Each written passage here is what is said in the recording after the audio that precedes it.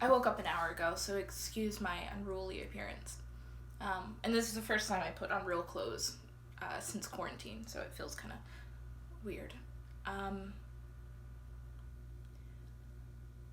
already decided before I made this video that I didn't want to make any cuts or any edits to the actual testimony, and that I wanted it to be as, I wanted it to flow and to be as stream of consciousness as possible. Mostly for the sake of people who normally, when victims or survivors of some sort of harassment or sexual assault tell their stories, especially in a video format, I find many of the complaints to be that, oh, well, she edited the video to make her look more sympathetic, and I don't want that kind of stupid fucking argument even close to this video. So even though this video probably will be very messy and I will fumble on my words and I might get emotional, I want it to be real. So I guess I'll just introduce myself. My name is Taya Lenore Walton. I'm a student at the Savannah College of Art and Design, and I'm studying film and television to be a writer and a director. I'm going to be telling the story about what happened to me fall 2019 when I reported a teacher for harassment and intimidation, and what happened afterwards, or what I should say, what didn't happen. And I'm making this video in light of what has been in the current air with SCAD. There's a student named Pink who's an international student who started a movement to give students at that school a voice, especially with what's going on right now, the pandemic and the recession. A lot of students cannot afford to pay a full tuition right now, and yet SCAD has still charged full tuitions for resources, equipment, and computers. I mean, everything that we're not getting. And it's an art school, so a lot of the classes that we do have are what you would call studio classes, and they require those resources in order to not just pass the class, but to actually learn something. And yet we are paying for something we are just simply not getting. And so Pink, the student, decided to speak up and wanted to give SCAD students a voice, that they felt that they can voice their complaints and concerns, and they were fighting for a reimbursement or some sort of discounted tuition or refund for this quarter because of the pandemic. There's no reason you should charge full tuition at this time, especially if you're not getting the full range of what that tuition is paying for. And my school retaliated against that student, and you can read about their case. I'm going to have a lot of links below. You can read about that case. I don't want to speak for that person, but SCAD retaliated against that student and expelled them. And now that student's visa has been terminated, and they could be getting deported. Obviously not right now, because no one could go anywhere, but when this is over, they will have no grace period to gather their things. They will be forced to leave. And when I heard that, I'm going to be really honest, I was fucking angry. I was so angry. And I don't know why I get so emotional over someone else's case, but I just can't imagine being an international student and wanting to come here to further your career or to expand your passion, and for simply speaking up for the rights of students that go to that school that has a history of covering up and mishandling these sort of sexual assault or harassment cases, and for them to retaliate in the way that they did, and to basically force that person out, not just of the school, but of the country, it just made me really sick. It made me really sick, and it made me mad, and it made me realize that I have no loyalty to this school, because this school doesn't really have loyalty to me. And I'm not going to put an institution before my own human morality. And I have a story to tell. And it's my story, and I deserve to tell it. So, I guess here we go. And I want to say beforehand, I have my testimony written next to me. It is 16 pages long, and I don't want this video to be 16 hours long, but I sent this testimony to an organization called the Astrals of Savannah, and they are an organization that's working to pass laws and a bill to prevent college cover-ups and mishandlings from happening, and if they do happen, to give victims the power to either appeal the case or to,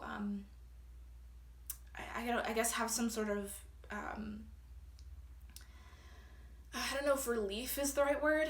You can never really have relief, but to just give victims a voice and a support system, more importantly. So here's my story.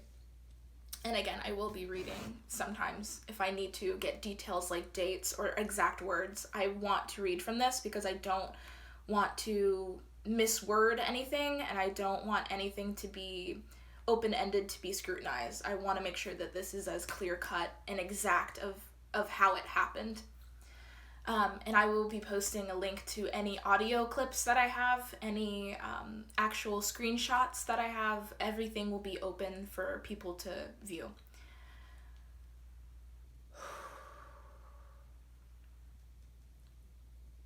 And real quick, my phone possibly will die. I am filming this on my phone. So if it does die and there is a cut in the video, it truly is because of that. Okay. I need a drink. It's a smoothie, it's not alcohol. I don't know why I thought I should just say that. Okay. In fall of 2019, I had a pre-production class, and it started mid-September is when the quarter started, and I had a pre-production class with, and the first day of class, I remember walking in, sat down, the usual kind of deal. Came in and introduced the new professor and, said how he was a cool guy and, treat him well. I don't know, he was just being friendly, I guess, or introducing who was a new professor at the school. It was his first quarter, not term. And first day went as usual. And then I remember the first instance of his behavior was when he asked the class if we had ever worked with SAG actors before. And me and only one other student raised our hands. And I remember when he saw me raise my hand, he made this face kind of like he was, like he was shocked. Either shocked that I had worked with SAG actors or shocked that I knew what SAG actors was. I don't know what his thought process was. I only know what I observed. And he just looked at me and his face kind of changed. And he started questioning me, in front of the class. I mean, what are the procedures? What can you do with a SAG actor? What can you not? Just various different, he was grilling me on this as if he didn't believe me, truly, as if he didn't believe me, in that kind of way that when you say that you're a fan of a band and someone says, oh really, name all their albums, it was very much in the similar affect of that. I just remember being kind of uncomfortable. I don't really like having attention on me. If you know me well, you know that I am a shy person, even if I don't really appear to be, and I don't like people even looking at me. It's just, I don't like it. So after he did that, he didn't, oh, and I want to say he didn't do this with the male. There was a male, the second student who raised her hand. He didn't do that with them. He didn't question them. He didn't grill them on, how it works. He only did that with me. And when I was able to answer his questions, because I have worked with SAG actors before, he just had this smile, like he was so impressed, And class went on, I don't want to say as normal, but class continued to go on throughout the quarter. And he began to show a lot of interest in me. He would call on me specifically in class, even if my hand wasn't raised. He would compliment me in front of other students. So he would say things like, oh, Taya is going to be such a great director, or Taya's so well organized, she has it all together. And it just felt overzealous, I guess is the best word. It just felt, I don't know if misplaced is the right word. It just felt weird. And I say that specifically because he did not do this with any other female students in that class. And he didn't even do this with male students in his class. And it was almost like he was trying to target me to make me his favorite. He would stop lessons to talk to me. He would compliment me, like I said. And when group projects started, we had a group project to make a film, obviously, because that's the class. He would only refer to my group as Taya's film, or Taya's team, or Taya's group, which is frustrating for not just me, but for the people I was in a group with, because at least to me, it demeaned and devalued the work that they also were putting into the project. And it almost was like making it about me when it wasn't. And I did say he only did this to me. He didn't really do this to other students or other girls in the class. And I want to say I know that this story, and I don't want to stop the story to give anecdotes, but I know that on surface level it's so easy to brush off this behavior, but it got to the point where even other students in the class were noticing it and coming to me and talking about it. And that was so fucking humiliating and embarrassing to feel like I had no control over this dynamic or relationship. I wouldn't even call it a relationship. It was just, he's my professor, so it just felt gross that other people were seeing it and talking to me about it. And it just made me feel ashamed. And I shouldn't be, because it's not like I'm the one doing it, but that's what happens. I felt really embarrassed. But also I felt sadly relieved, because at least I knew it wasn't in my head. That it wasn't all in my head. I wasn't over-exaggerating. I wasn't making it up. That other people were seeing it too. And so, in a way, that did make me feel validated. Later on in classes, or at least in one specific class, he showed a Roman Polanski film, a short film. He would show short films pretty much in the beginning of every class. And if you know who Roman Polanski is, he is a film director who, more crucially, was charged for the rape of a child. He drugged and raped a 14-year-old girl. And he escaped America to avoid going to jail. And he is still not in America to avoid going to jail. And this is a known fact. He assaulted a fucking child. And after he shows the film, he said, and I'm going to read this because I want to get the words exactly right.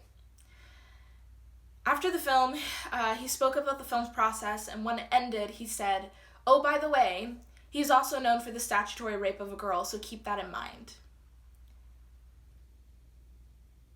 And that wouldn't have been as bad if he didn't chuckle afterwards.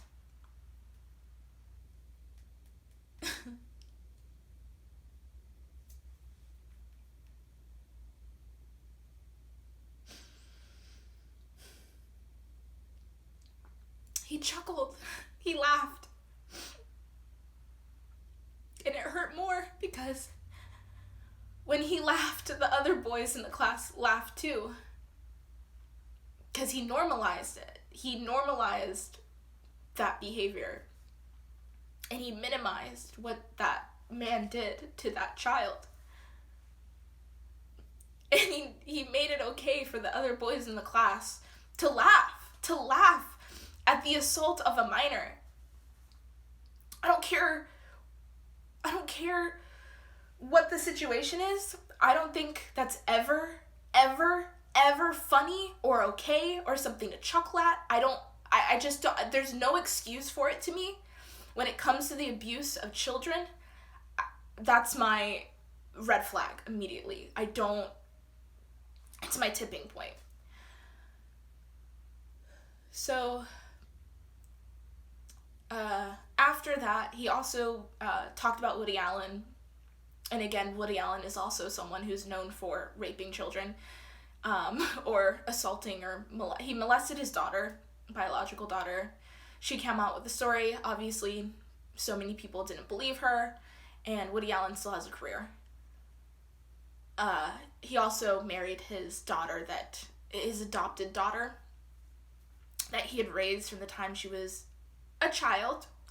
So even if you don't believe that he molested his real daughter, he still married his other daughter. So that shows you the type of man he is. And would talk openly about Woody Allen and praise him. He even made a comment one day that Woody Allen puts extra things in his budget for you know what. Whatever you know what is. I don't know what he was trying to insinuate. But things took their first turn when I got an email from after he replied to an assignment that I sent him. And I'm going to put, I guess, the emails here. I probably won't read every email word for word, but I will read this one. Or at least paraphrase. But he was basically saying I did a good job on this production book that I made. And he wanted me and my team to present our project to the class. The next day. So we did that. October 16th, my group and I presented our project.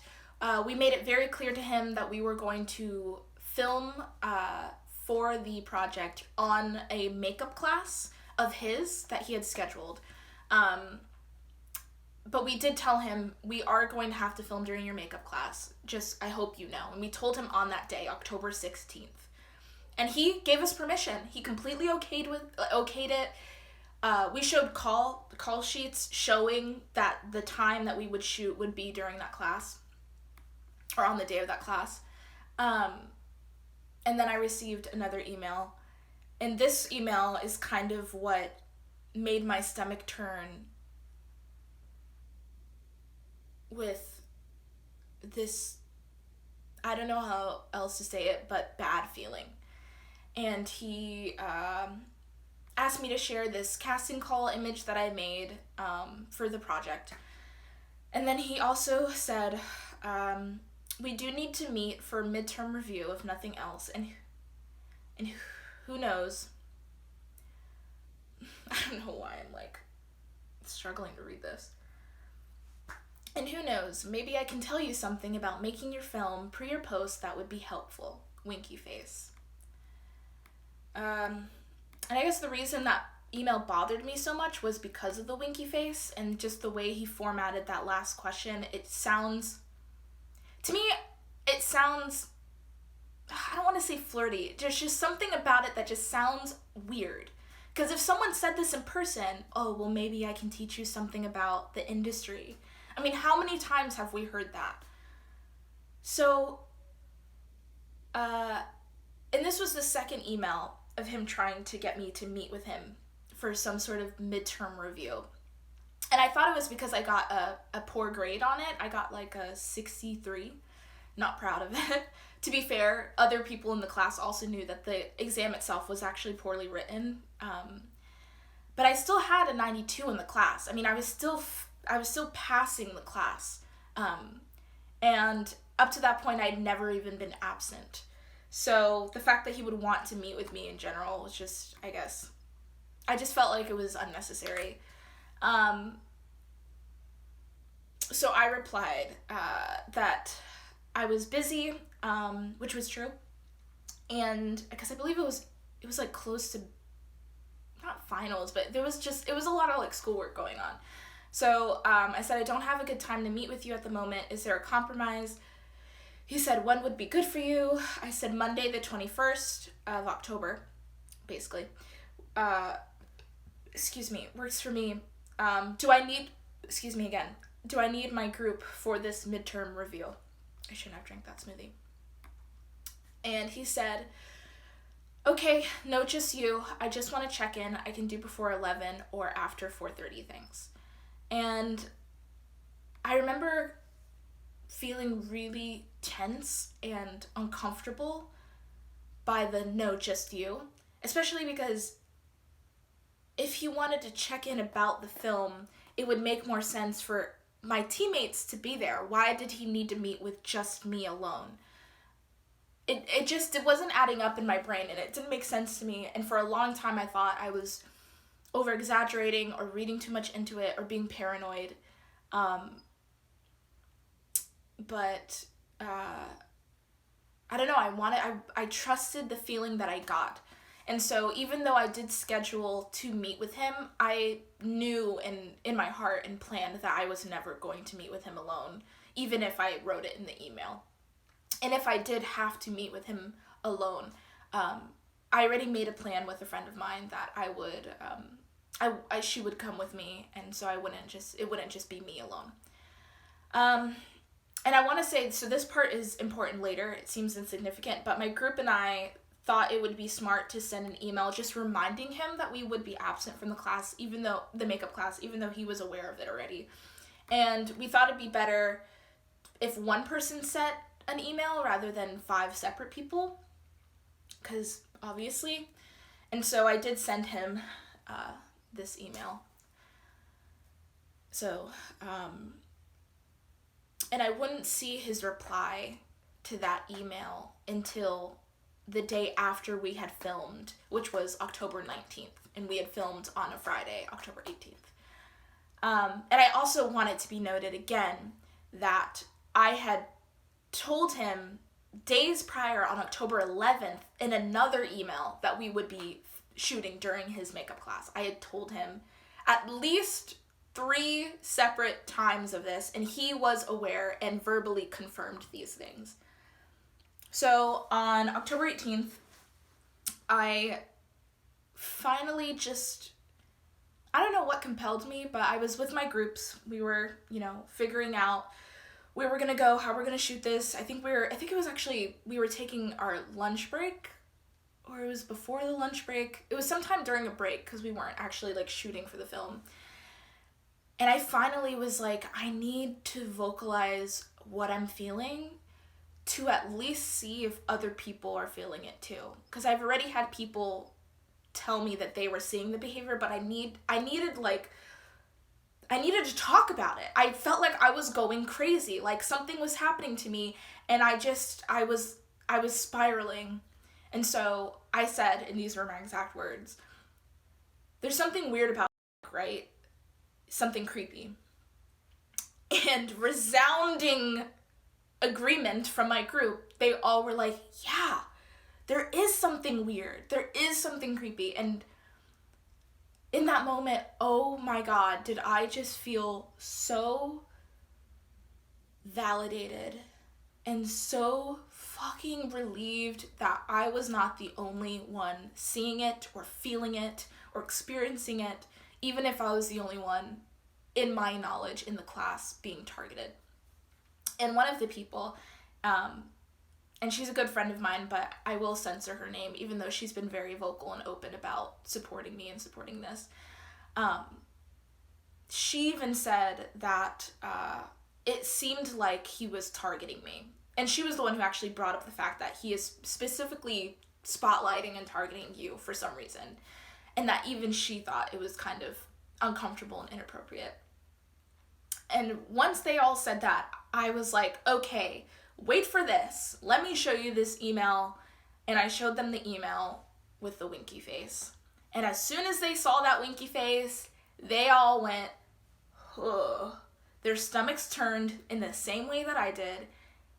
And even they had that weird, why would he send a winky? What is that supposed to mean? What does a winky face mean? Because in my knowledge and experience, it usually means something secretive or flirty, or you're trying to tell me something, like through subtext. That's usually what it means. So I felt very violated. I did, but I felt very validated, but also very disturbed at the same time. So our day went on as usual, and we filmed for a project, and it was great. It went really well. We filmed like an 8-page script in one day, and we were just on such a high, and we were so happy, and I had such a great experience working with those people and on that film.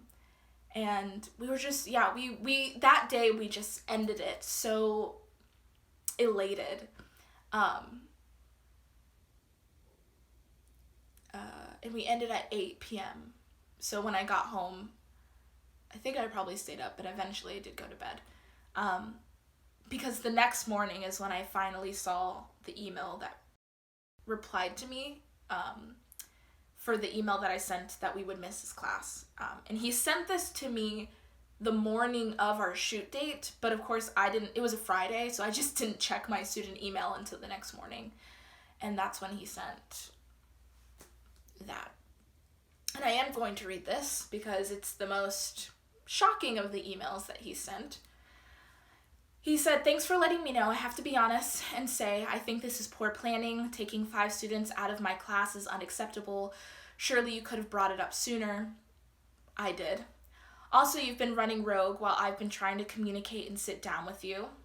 I would have appreciated more communication. And this part, I realize you believe you got it all covered. However, this is an example of where you don't."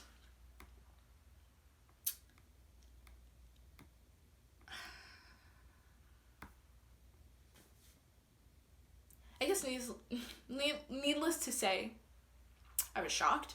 I was just floored because he had never, it truly was like, in public, he showed me so much warmth and affection and adoration. And then with this email, it was like he flipped on a dime and was so angry at me. In my opinion, for no really actual substantial reason. For the fact of, I did communicate with him 3 separate times that we would be missing that makeup class, and he verbally confirmed that he agreed. Not only that, but he said that I'd been avoiding him, which was not true, because we had set up a meeting to meet on Monday already. We had already set up that meeting, so I was not avoiding him. So I don't know what he meant by running rogue. And then for him to say that I pulled students out of his class, you're then saying that those students who are supposed to be responsible for themselves and their own actions are so easily swayed by me, as if we didn't all come to a group decision and consensus that we would be missing that class. Again, like putting the blame on me. And maybe if we were bad students and we would skip his class, and maybe if we talked during his class and misbehaved and we were all failing, maybe then he would have a justifiable reason to be frustrated or lash out the way he did. But there was no solid reason for him to send the email that he did. Especially to say that I'm just going to read exactly what it says. "I realize you believe it, you've got it all covered. However, this is an example of you where you don't. It insulted me the most because it insulted my character, but not just that, but because never did I ever arrogantly presume or portray myself to have it all together and to just be so professional or whatever he's trying to say. I never I never said those things. I never acted in a way that he would even come to that conclusion, because it was him who would project those ideas publicly in front of other students about me. It was him who would try to compliment me and put me on this weird pedestal that, oh, Taya handles her crew well. Oh, Taya's got it all covered. And those are exact words that he would use in class. It was favoritism, and it was uncomfortable, and for him to then try to project on me that I was the one who was voicing these sort of ideologies was so insulting, and just it made me angry, I guess. So after reading that email, I had another panic attack. I've had a couple panic attacks before then with this class, but that one definitely was like the most, I guess I should say I had anxiety attacks before. This one was like a full panic attack, because I just felt so confused at his change of behavior so quickly, at his lashing out at me, and I just felt demeaned. And I remember the second thought I had was, my group is going to get in trouble, and I'm going to be put responsible for what happens to them. And I was really scared that they were going to have to deal with some sort of retaliation, that they were going to, I don't know, suffer a bad grade or suffer a write-up. I don't even know. I didn't want them to get in trouble for something that I believed wasn't not only any of our faults, but wasn't my fault. And so I just didn't want them to be punished. And I apologized a lot to them, and I just felt really, really bad, because I was directing the film. And I guess in eyes, that means that I am the boss of them. So, the next day after he sent that email, he sent another email to all of my group mates saying, Team Taya, when you speak on the phone, when can we speak on the phone today? How about at 2 p.m. or suggested time? I'll make myself available. And I knew I wasn't going to call him. I wasn't going to give him an opportunity to have my phone number. And he has no jurisdiction when we are not in his classroom, especially this was a Saturday, so the fact that he was trying to get us to give our phone numbers or to call him or whatever was just, to me, very inappropriate. And I want to say, and I'm just going to show this, so I won't be talking because I don't want to read through all of these, but I'm going to be showing messages from the group chat with me and my group mates, and I'll be blurring their names and pictures, obviously, for their own anonymity. But these are the messages that my group mates and I sent back and forth. So you can pause if you need to read those.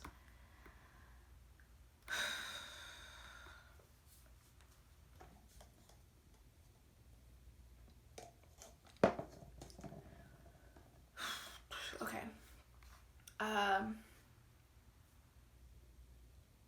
Right, and I also just want to show the screenshot of just another, I guess, receipt showing the email that my male group mate sent.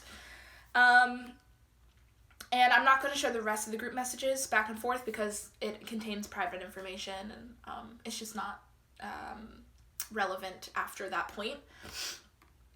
So, this is the point. We're going to fast forward to Monday.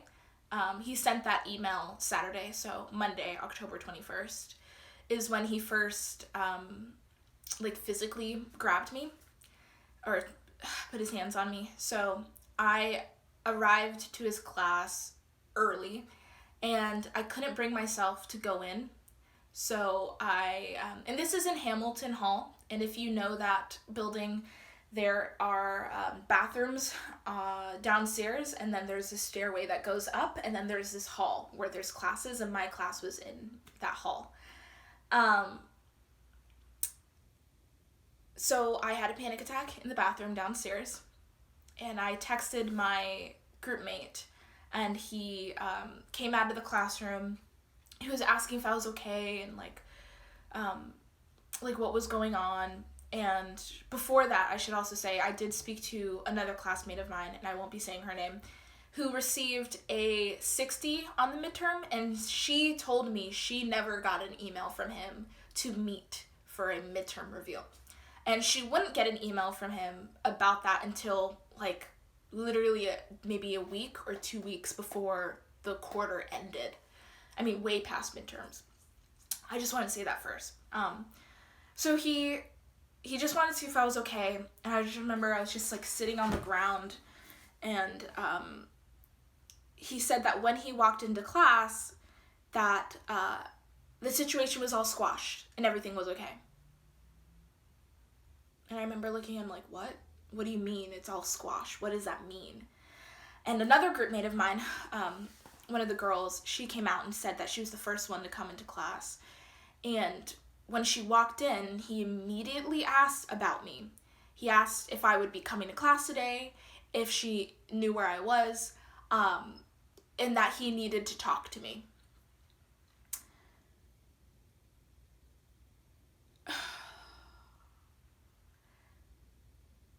So, I'm sorry.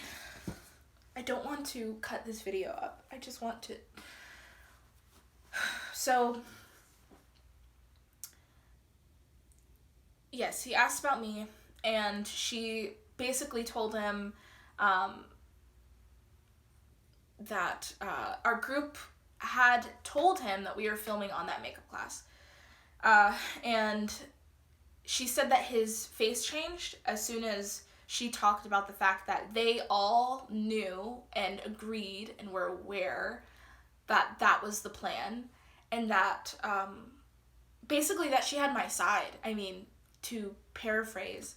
And when he saw that, I think part of him knew that I showed them the email as well with the winky face. I think he knew that they knew what was going on because his demeanor changed, and he said that he owed me an apology for whenever I came to class. So finally, I built the courage to just walk into class. I didn't make eye contact. I didn't look at him. I went straight to my desk. And the classroom is set up, square.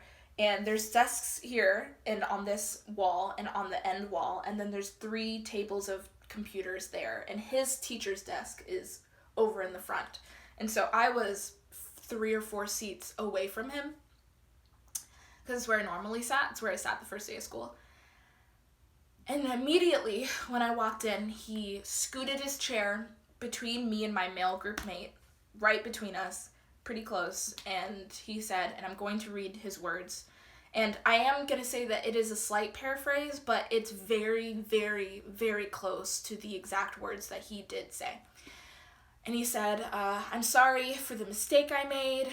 I remember him saying this, I'm sure my email must have been disruptive to you. And he said, I didn't realize you told me about the absence, so I'm apologizing. His email wasn't disruptive. It was disturbing and out of line and inappropriate, but sure, disruptive is another word for it. And after that, I just said okay, because I didn't look at him. I didn't want to look at him. I wanted him to get away from me, but he was just sitting next to me, like super close, and I just said okay, even though I didn't actually forgive him, obviously. I just wanted him to get away from me.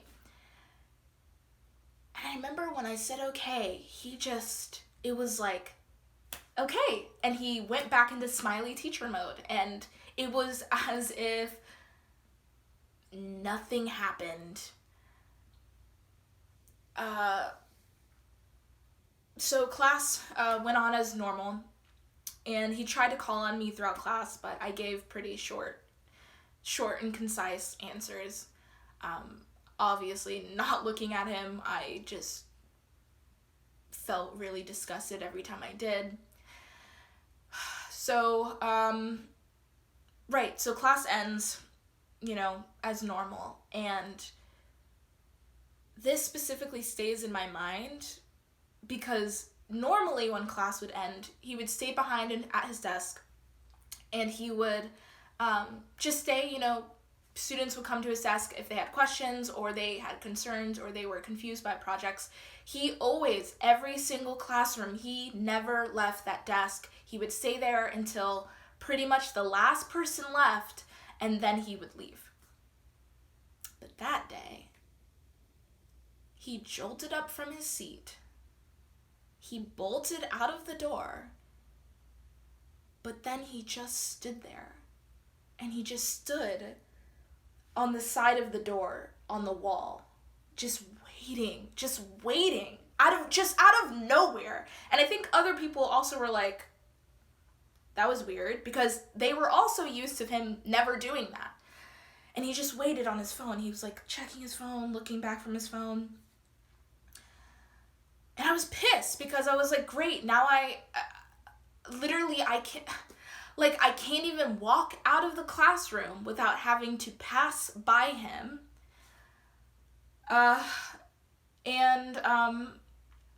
Something just gave me an off feeling. I didn't understand what he was doing. I didn't understand why he was doing that, but I had a feeling it had to do with me. And I want to say the door that he was standing next to, there was a door here, and then there was a piece of wall here, and then another door to another classroom, and he was just standing between that piece of wall. And people were walking out, classes were ending, people were walking through the hall, and something told me to record a voice memo.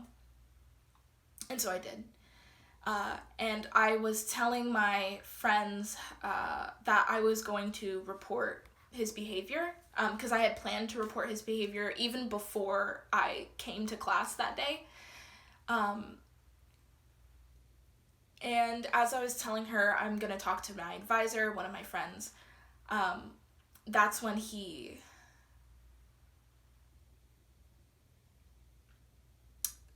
says my name, and then he grabs my arm, my right arm like this. And he says, hey, Taya, can I talk to you? And he wouldn't,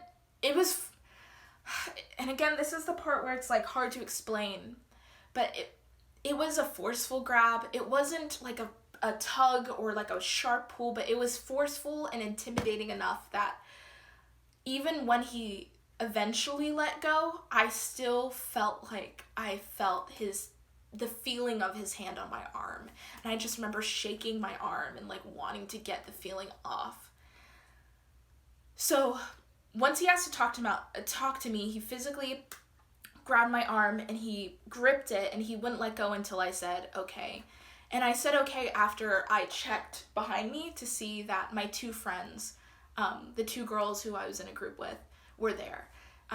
Beforehand, we had made a pact and an agreement that I would not be alone with our professor, and that they would make sure that no matter what, they would follow me or make sure that I just wasn't in a situation where I would ever be alone with him. So I say okay, and he still has his hand on my arm, and he starts pulling me. And again, if you know Hamilton Hall, it's like there's the stairs and then this hallway, and if you go down this hall, there's a dark corner, and it's pretty dark, you know what I'm talking about. And there's a bathroom, and then there's more stairs that go down, and there's classroom right there. And he started pulling me down towards the dark corner, and there weren't students there because they had all left down the opposite side of the stairs. That's the area that people usually would go down. So there was no one really in that dark hall area. And so he tried pulling me and pulling me in that corner. It was like he was guiding me there. But as soon as he saw my two friends following, I remember I saw his eyes look at them, look at me, and then he just, instead of pulling me all the way down the hall past that corner, he ended up stopping me at the last window before we would make that turn. And I didn't think about it at the time, But later I thought, where was he trying to take me? Where was he trying to pull me? Because the only thing that I could think of is that bathroom. And it's a larger bathroom. And it's a single bathroom. And I thought after, oh my God, like, what if he tried to pull me into the bathroom? Like, well, maybe that's where he was trying to take me. Or guide me or whatever. But he saw that my friends were following. And that's when he let go of my arm. He was holding on to it the whole time, yes. And there was like something flicked in his eyes. Because he kept looking at them and then looking at me. And finally he just regurgitated the same exact apology that he had given me before. I mean, like, the same apology. It was as if he wanted to say something else, but he just reverted back to that safe, I don't know, I don't know. I can't speak for him. I don't know what was going through his mind. All I know is, again, like, what I experienced and what I saw. And I just remember him looking at them, and then he just looked really, like sweaty and just, like, intense, and, like, he was just so, I mean, you can hear it in the voice recording. He just seemed so, like, jittery. And I hadn't even reported it yet. So, I don't know. Yeah, I don't know where, I don't know. And so he gives the same apology, and I'm like, I say, okay, again, because we apologized before. I thought we squashed it before. Why are you saying it again? Why do you need to pull me in private to talk about these things? Why is it always me?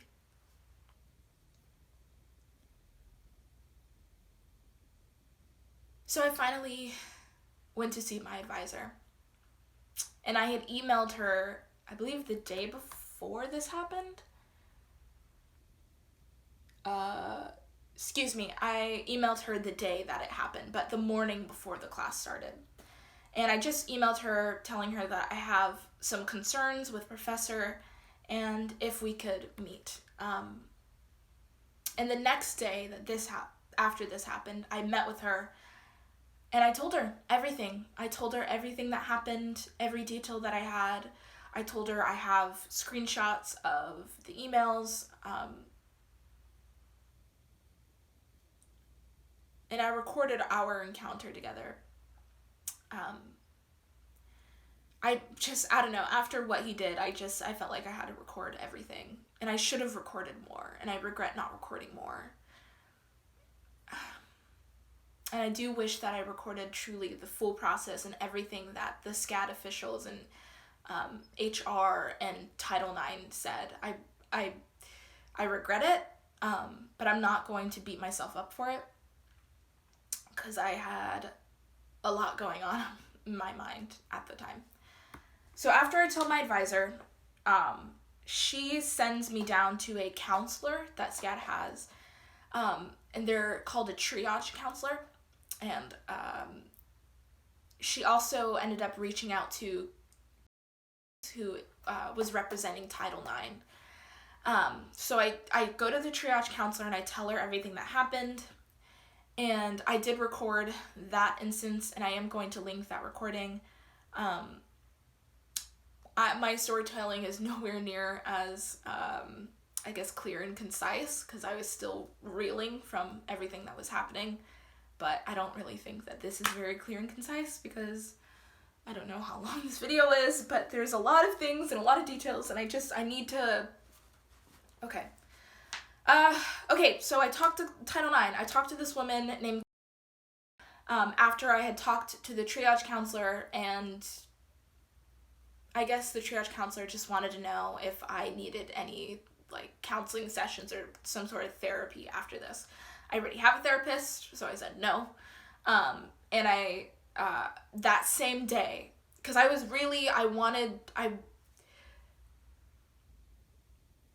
even though I knew that nothing was going to happen, because I knew there wasn't substantial evidence, it wasn't a severe enough harassment, and there just wasn't enough to back up any sort of claims that I had. I knew the minute I decided to even report, I knew nothing was gonna happen. I knew, because I've seen it with not just SCAD, but with other colleges all the time. These cases do not see the light of day. They do not make the news.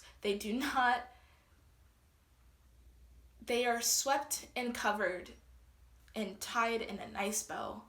And the only person who recovers is SCAD, is the school.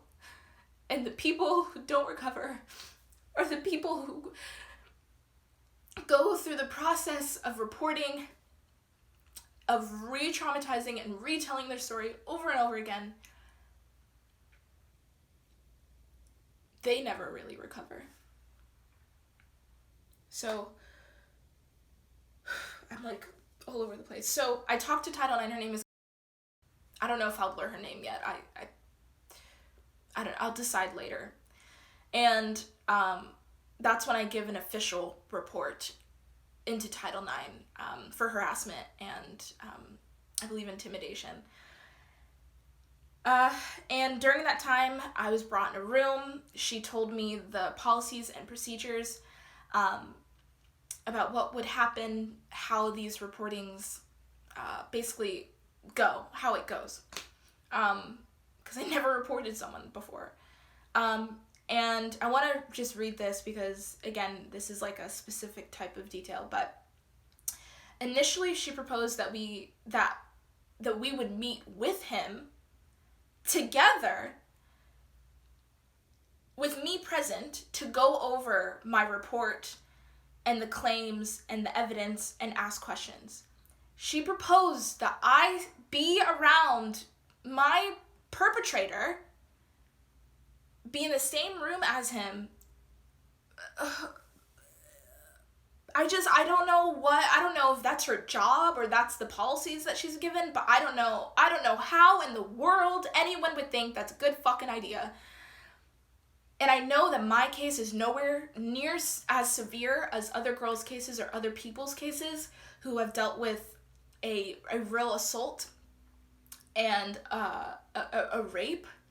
But I can only imagine that if it had gotten to that point, if I had met him alone, and they had told me that I would have to be in the same room as him while they questioned him and went over the details of the case, I don't know if I would have reported it. I mean, I probably would have, but I don't know how. I don't think it would have been nearly as, I don't even want to say smooth. It wouldn't have been the same. It just wouldn't have been the same. And so I just thought it was disgusting to even propose something like that. And I want to again say this specifically, so I am going to read this. Because this part, like, really, really is what hurts me the most about what happened. So she assured me that I would have control over what happened with the investigation. And she assured that I would be allowed to prove what questions they asked him. She assured me that I would be present during the questioning and that I could listen in a separate room and that I wouldn't have to be in the same room as him. And she assured that I could even suggest what questions to ask him. She made it seem like I had the reins and that I was supported and that I had control over what was going to happen.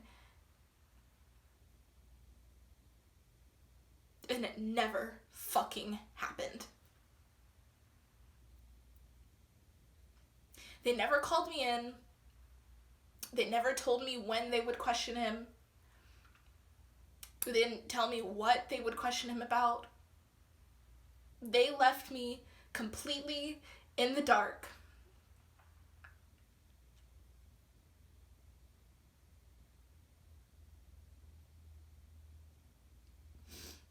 just remember feeling, and I didn't really process this feeling until much later, but I just remember feeling so fucking betrayed.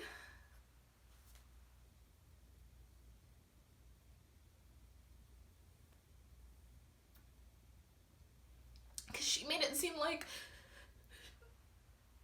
that I would have control and that I was supported. Literally, it was all a fucking lie. It was all a lie because none of that happened. And I ran around in circles for weeks, for fucking weeks over this. I'm getting emotional. And I'm sweating. And I'm getting off track. And I want to finish this because there's just a lot of details, and that's why this video is taking so long, because I want every detail laid out. So the next day, she does send an email, and this was really upsetting, because I met with her on Tuesday, October 22nd, in the afternoon. And it took less than a day for her to send me this email. And to paraphrase, she basically was saying that the Title IX office did not have reasonable cause to activate a grievance process. But she forwarded my concerns to HR, Human Resources Department, to review. And again, I wasn't shocked by this. None of this surprised me whatsoever. I knew this is exactly how things were going to play out, but it didn't make it hurt any less, especially the fact that it took less than a day. I mean, less than a day. She emailed this in the morning.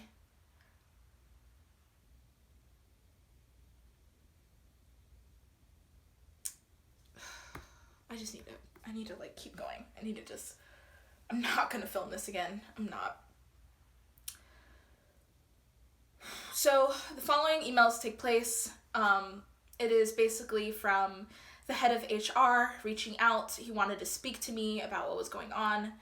So on October 25th, I met with and gave my testimony again. This time, my mom drove in from South Carolina, where she was living at the time, to be with me, to be present, because it was very obvious to her that I guess they were pulling my leg, or kind of, even if that isn't what they were actually doing or wasn't their intention, the point is she wanted to be there, not just to support me, but to make sure that I wasn't being manipulated or taken advantage of. And on October 31st, this is the last email that I received from the last direct email, I should say. I don't know if he sent emails like this to other students who he didn't see during the film festival. They would have to check his own emails for that, but he at least sent me an email about not having seen me. And I didn't reply, obviously. We're towards the end, I promise. So November 6th, I talked to a woman, I won't say her name, and she is in charge with the SCAD compliance office, and I gave my testimony for the 6th time. And if you don't know the compliance office, it's basically just an office that is in charge of appeals and complaints through the school. So I gave my testimony. I said the same story I had said for the 6th time and never heard back from her. Nothing. And this is where I'm sorry, I'm just really angry, because October 11th was a day that I went to meet with other women in film. And this was the day that I found out that I wasn't the only one that he was doing this to, and that there were girls with far more severe cases than I had. And that the only thing that made me different was that I reported it. That was it. That was the only difference. And I'm going to read exactly this because these are not my stories. I'm not going to use any names or any specific details about these stories. That is for the women involved to come forward with, and they have a right to tell their own story. And it's not for me to speak for them, but I will be saying what was told to me and the stories that I heard from my perspective. One woman explained a situation where he scheduled a private meeting with her, supposedly at 8 p.m. at a coffee shop that wasn't a SCAD facility.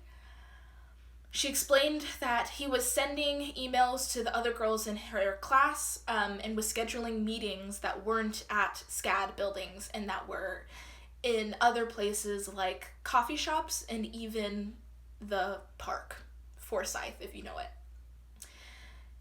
And she also at least told me that she noticed that it was mostly women that he met with, but she never ended up meeting with him.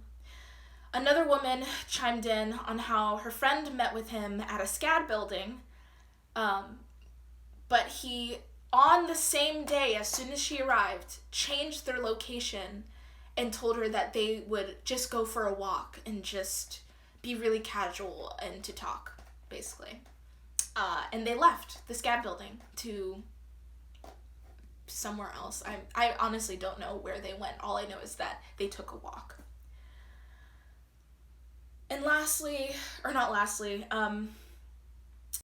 then met with a girl. Oh my god, okay. This is a story that confirmed my suspicions about him.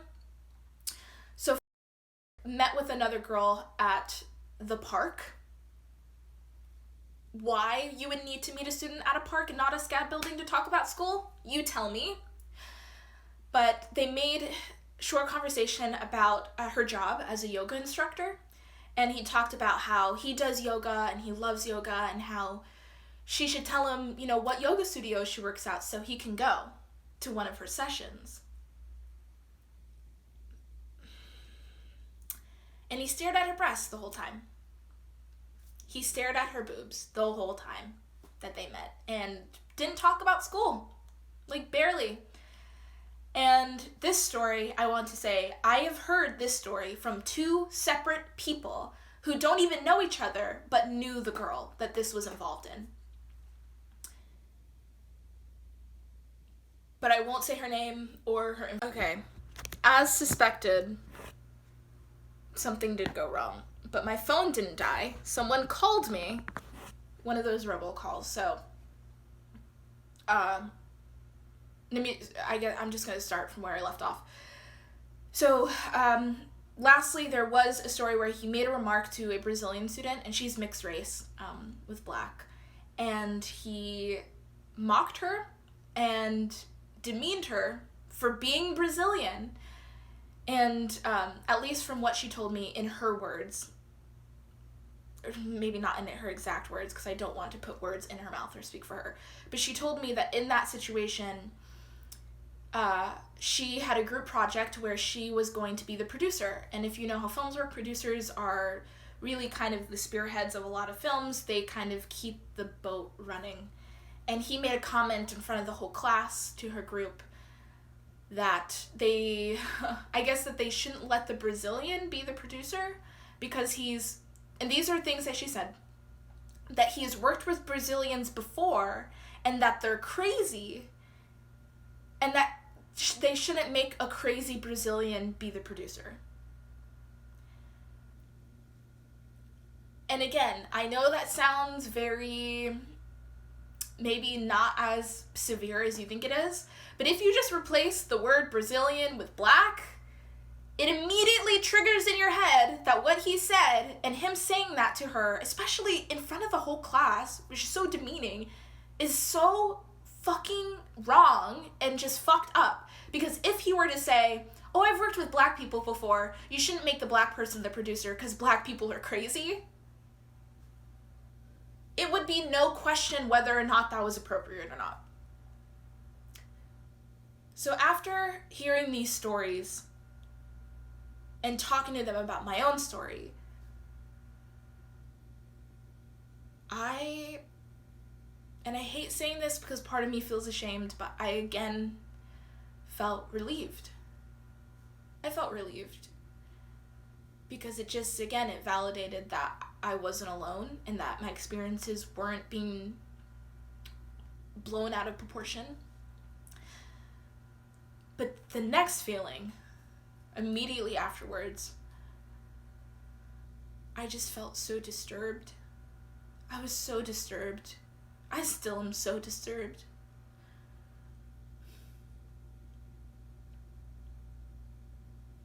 It took a coincidence of me just talking to these girls for me to find out the other things that he was doing to other girls and to other people.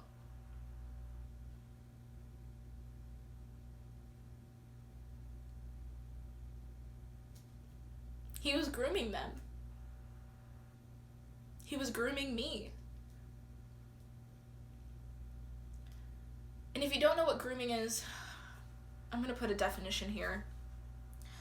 And I'm going to have a lot of links below that you can check out any information that is brought up during this video, but that's how grooming works. This is what grooming looks like. It is small and seemingly insignificant, and it is slow, and it is tedious. They push a person's boundaries and comfort zone until they can see just how vulnerable they can get that person. So it starts with compliments and favorable treatment and meeting in private and meeting alone in private. And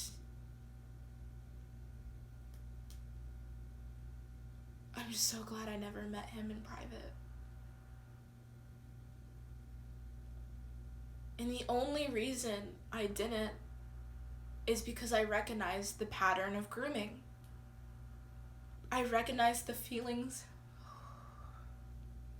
I recognized the feelings I was getting.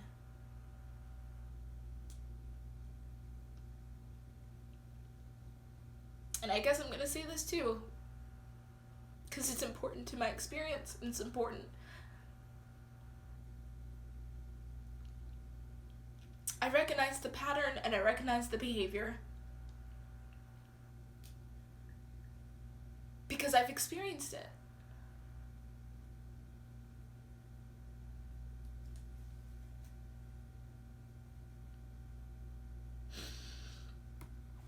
When I was, from the ages of 4 to 6, I was molested by a family friend who groomed me into sexual situations with him.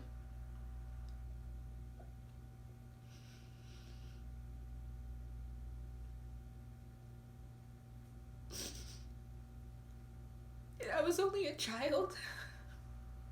I wasn't even in school yet.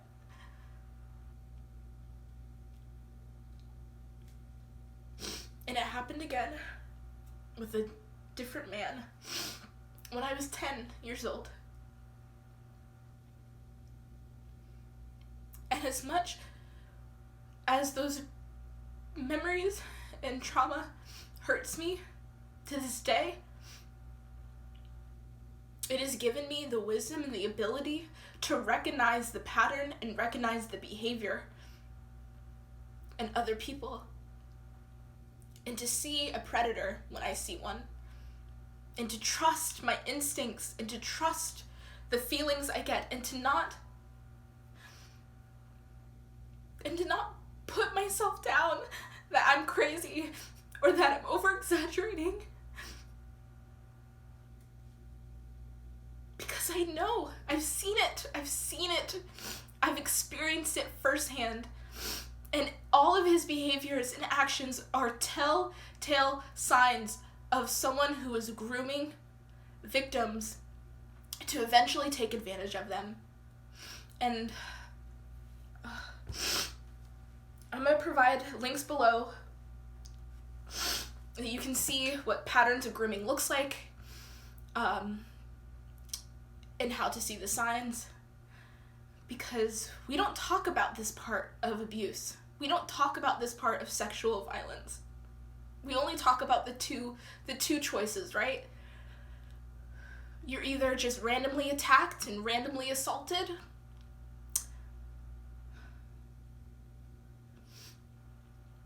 or you're drugged or inebriated and taken advantage of then.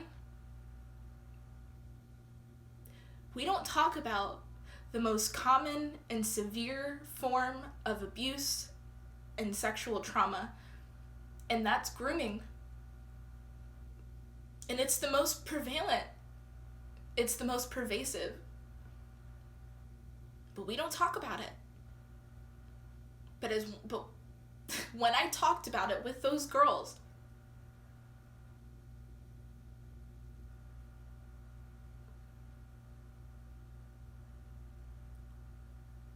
it gave me strength, I guess, is what I'm trying to say. I knew that whatever happened, whatever the outcome of this case was, I wasn't going to be silenced, I wasn't going to be swept under the rug, and I wasn't going to allow an institution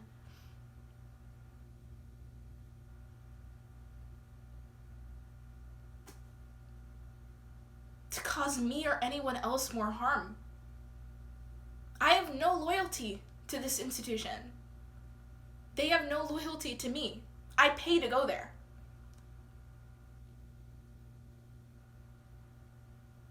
And we're supposed to feel safe at school. And a lot of us Gen Zers know that we've never felt safe in school. Whether it's a school shooter or bomb or a predator.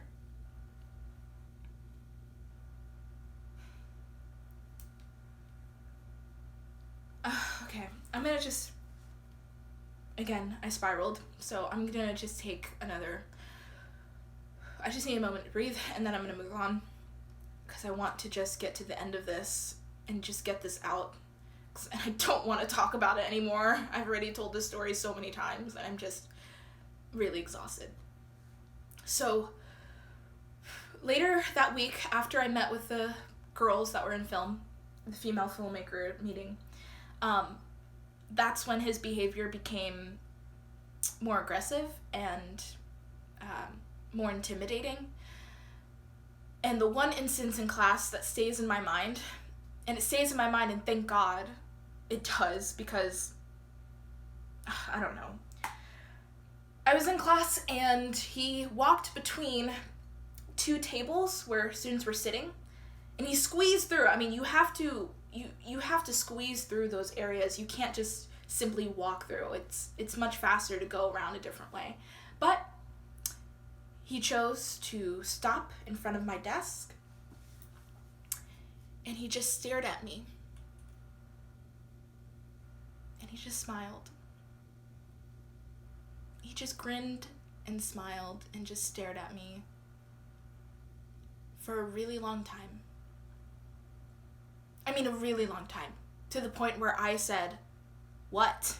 Like, what are you looking at? And he just smirked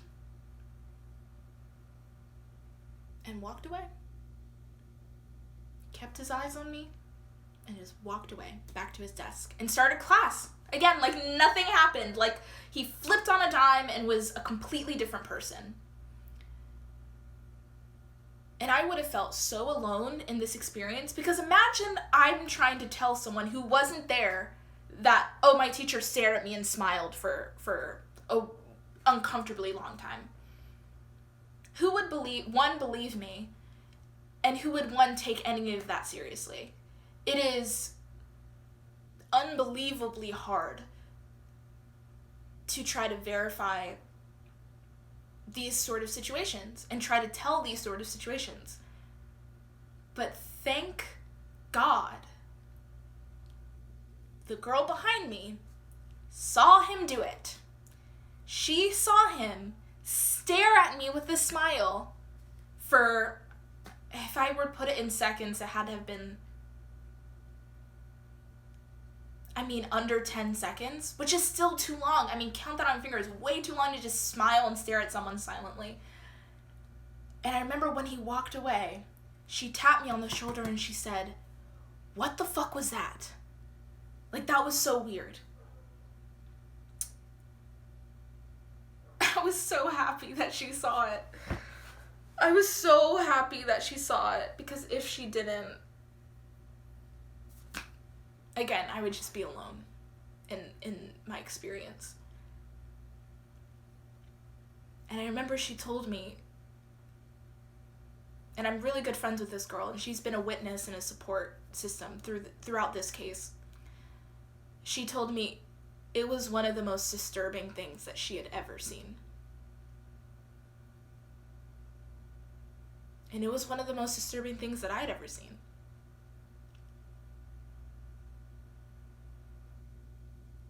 It felt,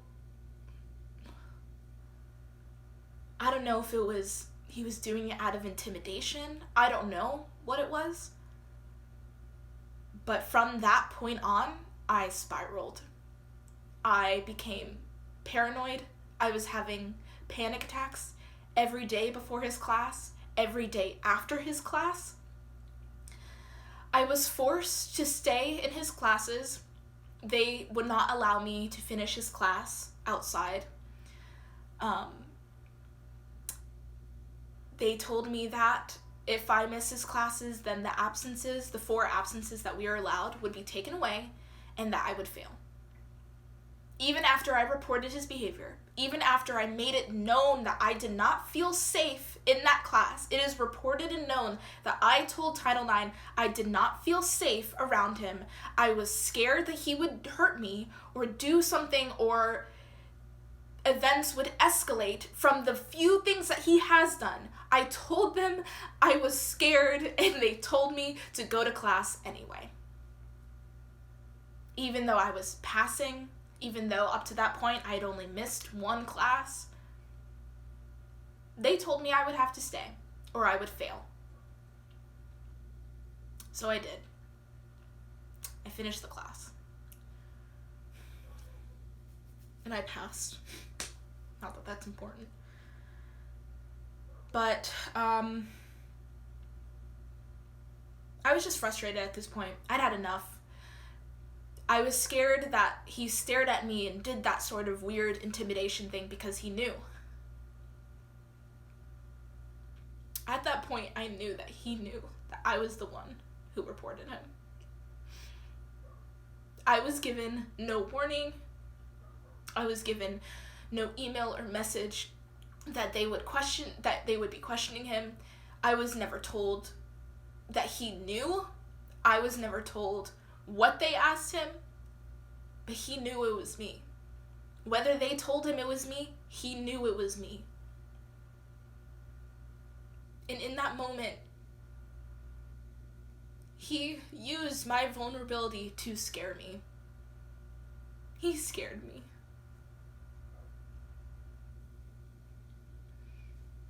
But I was never told.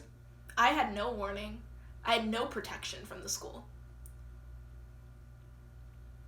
They said I would be allowed a restraining order. I never got that. I never had a hearing about that. All these promises led to nothing. And I'd had enough. So after having not heard from HR in a long time, I emailed a dean.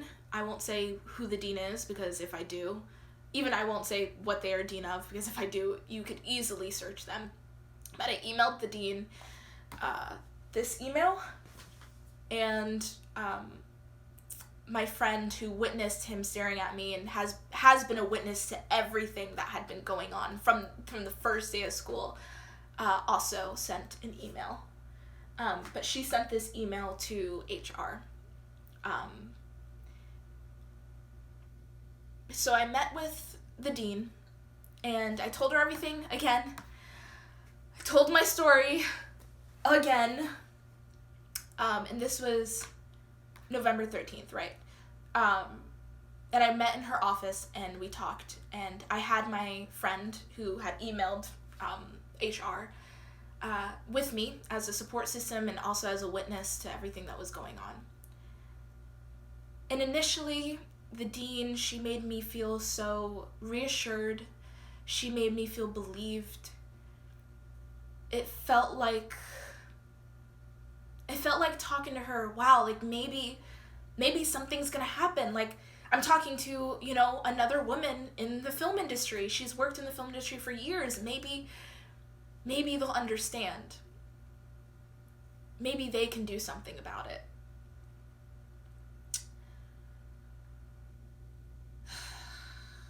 But nothing happened. Again. I sent more emails. I'm just going to show this email exchange. We're basically at the end.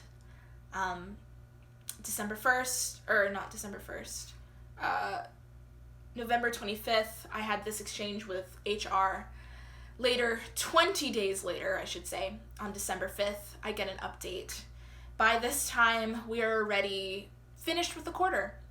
I've already passed the class, and I'm currently at home for the holidays with my mom. So 20 days later, he sends me an update that they are wrapping up the investigation. And then finally, 11 days after that, on December 16th, he gives me a final update.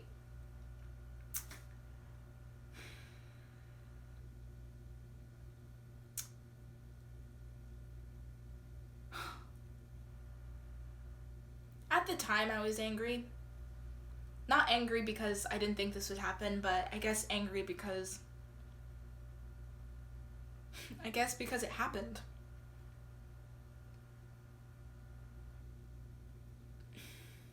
No, I was angry. Okay, I just need to be as real as possible. I was fucking angry. I was fucking pissed that after all of this time, after telling my story countless and countless times, after urging them, telling them, please remove this teacher from campus, there is something not right with him. The fact that I'm hearing other things from other girls, the fact that I've had the experience that I've had, he should not be working at a school. He should not be working in this environment with young people. And he wasn't a good professor in the first place. So I was angry. I felt unheard, and I did not feel protected in the slightest of what they had promised to do for me. And the fact that they didn't want to disclose the final determinations on personal matters,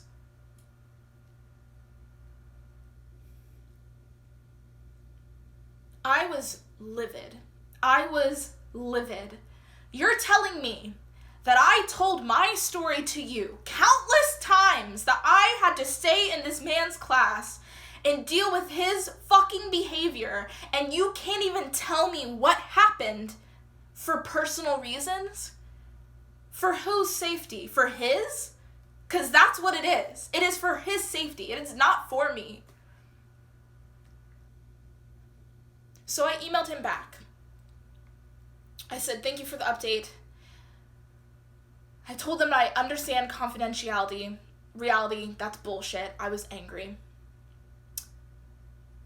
And I wanted to know, will I see the accused again in a SCAD environment? Because as someone who reports a sexual assault or harassment, whether or not it goes through or has any actual consequences, that person, that survivor, has the right to that information of what happens from their case. And I was not given that information firsthand. I had to email again and at least ask, will I see him? Can you at least tell me if I see him, so I don't re-traumatize myself when I do see him, or if I do?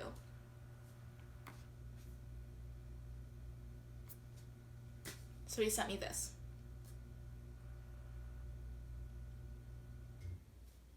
He was still on campus. Even though they said that their investigation was thorough and that they could assure me that nothing like this would ever happen again, He's still at the school. He's still around students. And now, more than ever, he sees this as an opportunity for, wow, well, if I could get away with that.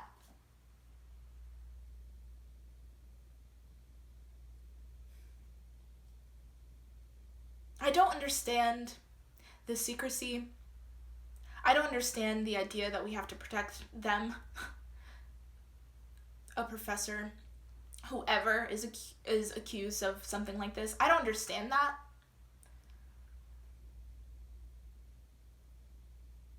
To me, even if you believe, I mean, false accusations do happen, but even if you believe that, that's a 1 out of 10 chance.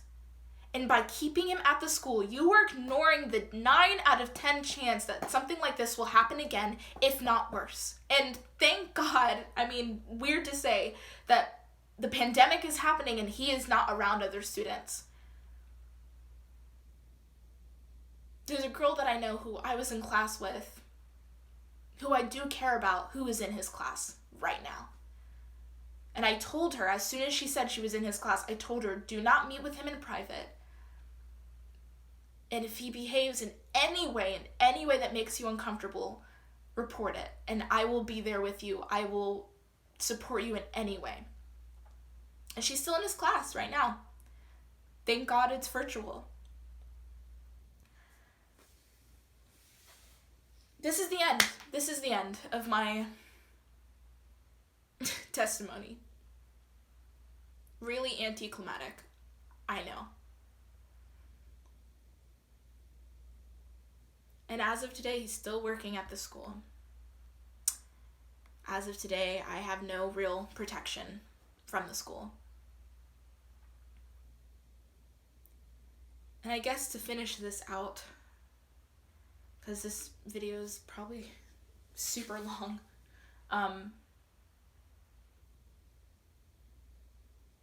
I knew that even if I reported, even if I told my story at least more than 6 separate times, even if I had witnesses who also were questioned, even if I had screenshots, even if I cried in front of them, even if I told them that I feared for my safety, even after gaining information about all these other women, even then, I knew it wouldn't be enough. And that's not on my part. That's on them. I knew it wouldn't be enough because there is a cyclical pattern of colleges sweeping these sort of cases right under the rug.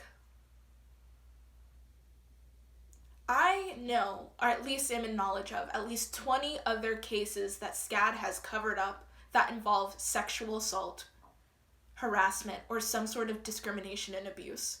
20 other cases. Many that are far more severe than mine, and I do want to recognize that. I want to recognize that some people may watch this and they may think, you're crazy, you're over-exaggerating, it's not that big of a deal, you're too emotional. I don't care. This is true. This happened. This is my story.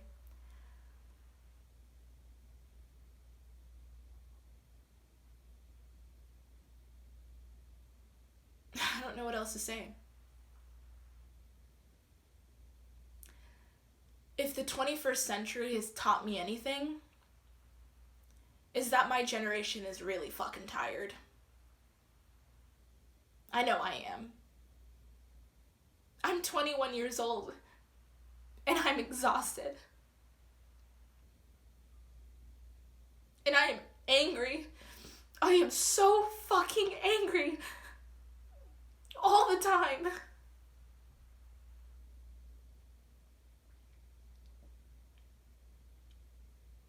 These schools don't care about us. You wanted real, this is real. They don't care about us. They care about their reputation and their source of revenue. If they cared about us, they would make an effort to protect us.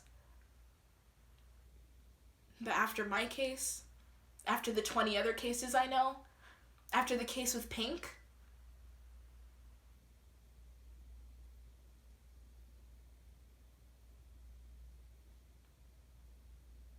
enough.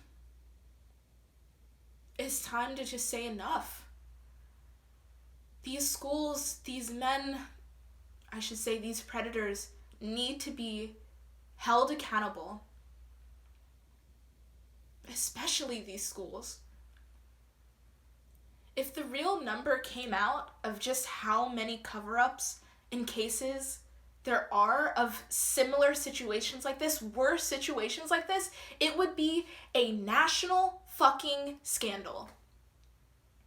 It is an epidemic, the amount of people who are sexually taken advantage of, whether it's through coercion, whether it's through rape, whether it's through groping, whatever the means, it is epidemic the amount of cases there are. And I'm tired of us sending our kids to college where they are supposed to get a higher education and a chance at life, and they are leaving traumatized. They are leaving traumatized and unheard and unprotected by these institutions, and I'm fucking done. So whatever retaliation my school tries to throw my way, bring it. And of course that happens. I just hit my jewelry holder. I made a promise no cuts, so that's staying in here. That's the end. That's my story. If I hope for anything, I don't pressure, but I urge anyone who has a similar story, whether it's with a professor or with SCAD,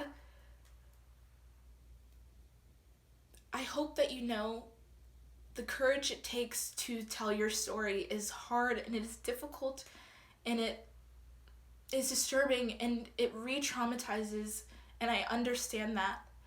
But it is crucial and essential in order for us to bring light to what is going on and to eventually create laws and policies and procedures to protect and prevent this from happening.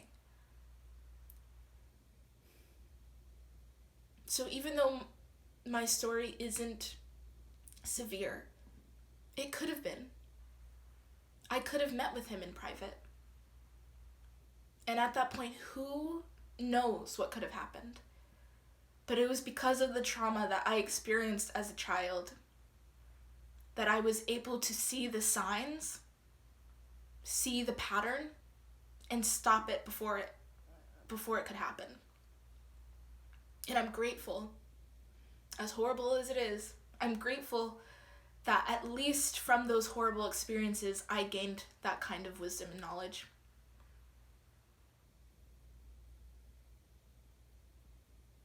So, if anything comes from this, I just hope anyone else who has a story shares it. I don't want money or recognition or attention. I just want change. It's time.